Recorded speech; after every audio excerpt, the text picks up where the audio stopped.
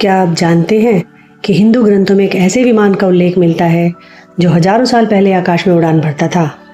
क्या आप मानते हैं कि हमारे शास्त्रों और वेदों में जो ज्ञान दिया गया है वह आज की आधुनिक वैज्ञानिक तकनीकों से मेल खाता है?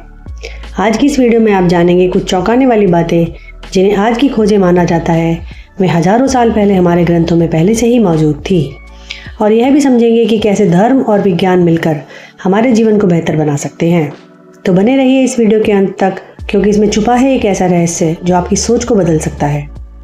हिंदू धर्म को अक्सर आस्था, पूजा पाठ, मंदिर, मूर्तियों और कर्मकांड से जोड़ा जाता है, लेकिन क्या आप जानते हैं कि इसी धर्म की जड़ें विज्ञान में इतनी गहराई से जुड़ी हैं कि आधुनिक विज्ञान की अधिकतर खोजें हमारे ग्रंथों में पहले से ही वर्णित थी।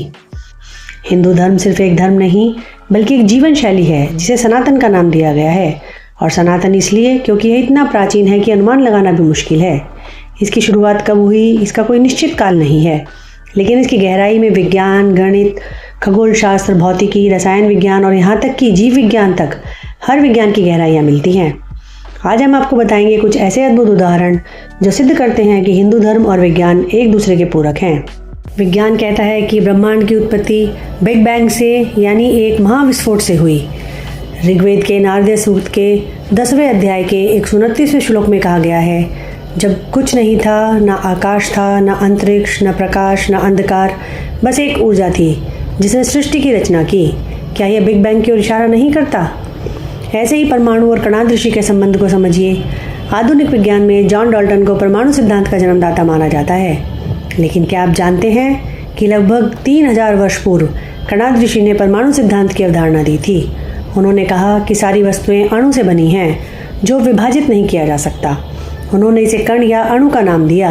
यह आधुनिक एटॉमिक थ्योरी का प्रारंभिक रूप था।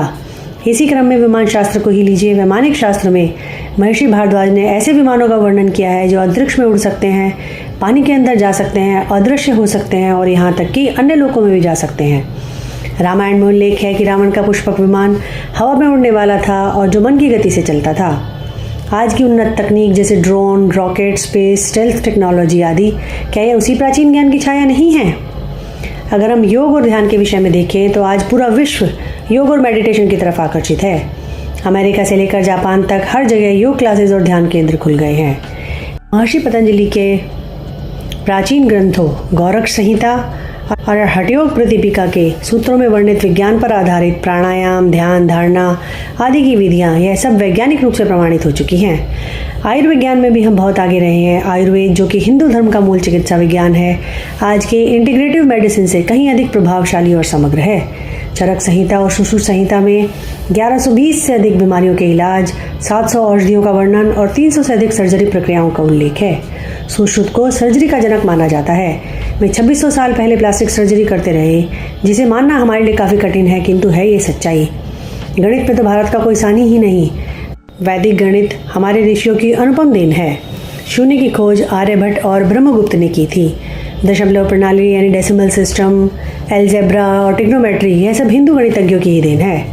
आर्यभट्ट ने यह भी कहा था कि पृथ्वी गोल है और अपनी धुरी पर घूमती है। ये बात आज के विज्ञान ने बहुत बाद में मानी। ज्योतिष शास्त्र के विषय में तो आप सब जानते ही हैं कि आज का विश्व भी यह स्वीकार करता है कि यह भारत की विद्या है और आज भी भारतीय लोगों को इसमें महारत हासिल है। वैदिक ज्योतिष खगोल विज्ञान पर आधारित है।